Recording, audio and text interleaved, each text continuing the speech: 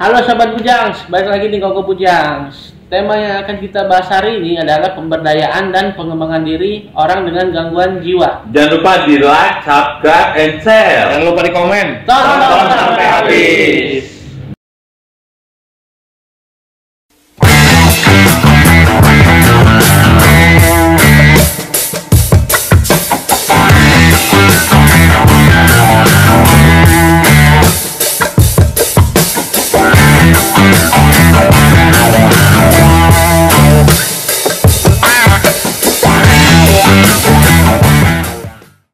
Oke nih, yang kedua kita masuk yang kedua nih teman-teman. Yang kedua adalah pengalaman dalam pengembangan diri masing-masing setelah stabil. Pengalaman kalian tuh apa aja gitu setelah stabil dari gangguan kejiwaan gitu atau pulih. Setelah stabil sih pengalaman sih bisa bermasyarakat kembali gitu.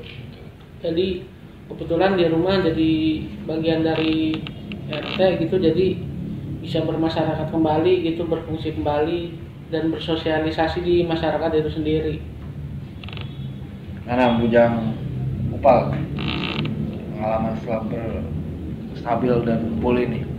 Kalau gue pengembangan diri gue banyak belajar dari orang gitu, sama gue juga belajar dari komunitas ini gitu di KPSI. Jadi menyalurkan bakat-bakat yang ada gitu, mengembangkan bakat-bakat yang ada. Kayak misalkan gue belajar gue lupa namanya, kayak melukis gitu, tapi disebutnya apa gue lupa. Art terapi. Ya, art terapi kayak gitu-gitu gitu. Terus gue juga mengembangkan dirinya kayak menulis puisi, apa yang gue bisa gitu, melukis, apa yang gue bisa gue gali gitu. Ya itu tadi gue ikut terapi seni di KPSI gitu. Jadi gue memanfaatkan itu untuk mengembangkan kemampuan gue yang ada, ditingkatkan gitu. Kalau gue begitu. Kalau gue pengalaman pemberdayaan dan pengembangan diri masing-masing setelah stabil, gue dapat kerja antar obat yang gue antar obatnya untuk orang yang mengalami skizofrenia, obatnya untuk kalangan dewasa sampai orang yang sudah tua. Kalau pengalaman gue sih setelah stabil dan pulih, ya gue lebih diterima di masyarakat udah nggak ngelihat lagi masa lalu gue gimana, dan di KPSI gue bisa dapat macam-macam ilmu untuk bertahan hidup, kayak art terapi, terapi seni, gambar atau melukis,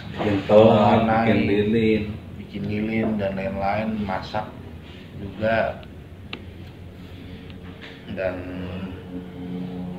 paling sih diterima di masyarakat itu aja sih yang paling gue seneng gitu.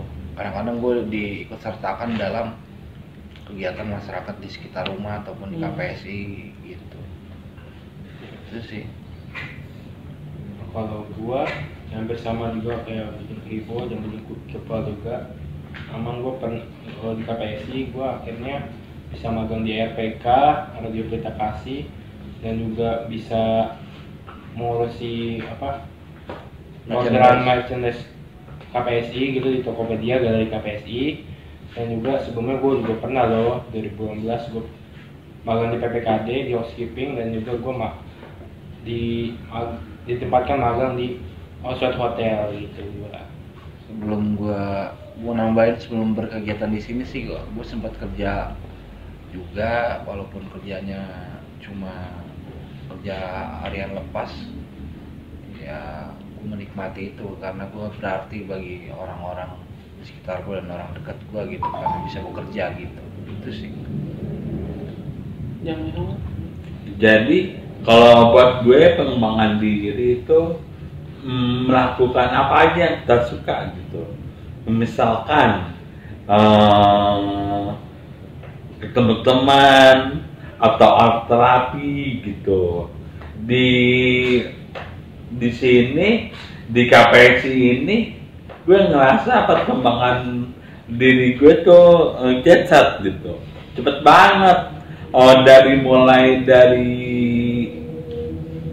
dari nggak keluar rumah bertahun-tahun sampai ketemu teman itu udah alhamdulillah, puji Tuhan alhamdulillah banget gitu. Jadi kalau misalkan buat ODGJ di sana bermasyarakat kembali, enggak, maksudnya fungsi sosial kita biarpun terseret-seret halusinasi wahamnya, tapi kalau fungsi sosial kita udah bagus, ya kita udah bisa enak gitu, kembali ke masyarakat lagi gitu. Diterima di masyarakat. Kalau aku sendiri, kalau di rumah biasa ada undangan tahlilan datang, ada undangan kawinan datang, ada kerja bakti datang, ada ronda ikut gitu aja sih.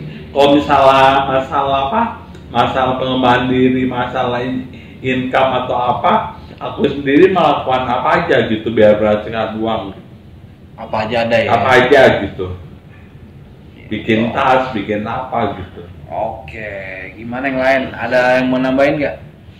Cukup. Gue kali ya. Iya. Kalau gue mau nambahinnya gini, jadi gue di KPSI juga belajar yang namanya emang kalau di itunya dibilangnya kalau di ilmiahnya gitu ya, teknik coping gitu. Jadi menemukan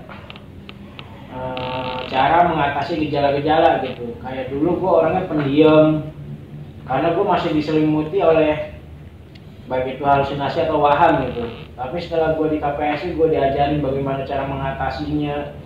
Terus ya tadi yang teman-teman bilang juga gitu, diajari juga cara berkomunikasi sehingga bisa kembali ke masyarakat gitu. Ya tadi gitu yang gue bilang. Jadi di sini gue dilatih untuk berkomunikasi lagi, terus mengatasi gejala itu sehingga ya sampai sekarang pun gue akhirnya bisa kembali ke masyarakat lagi gitu.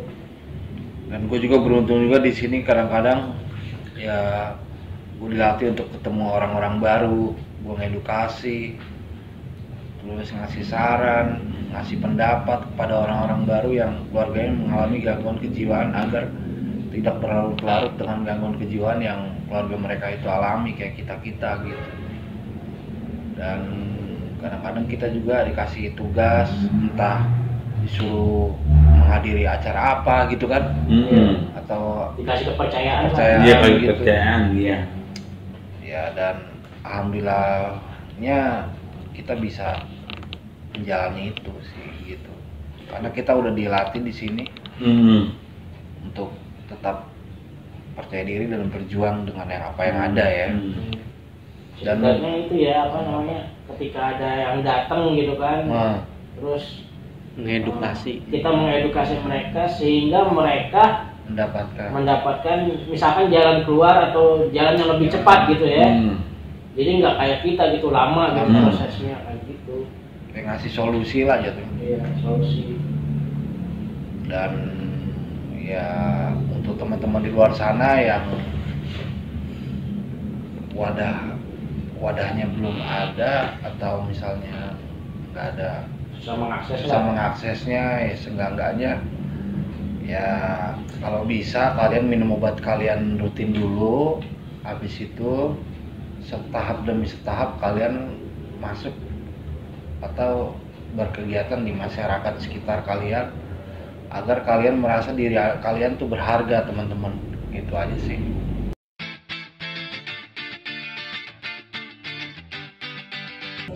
Hai Sobat Peduli Jiwa, saya Patrick, anggota KPSI, ingin menawarkan kaos KPSI dengan ukuran S sampai XXL.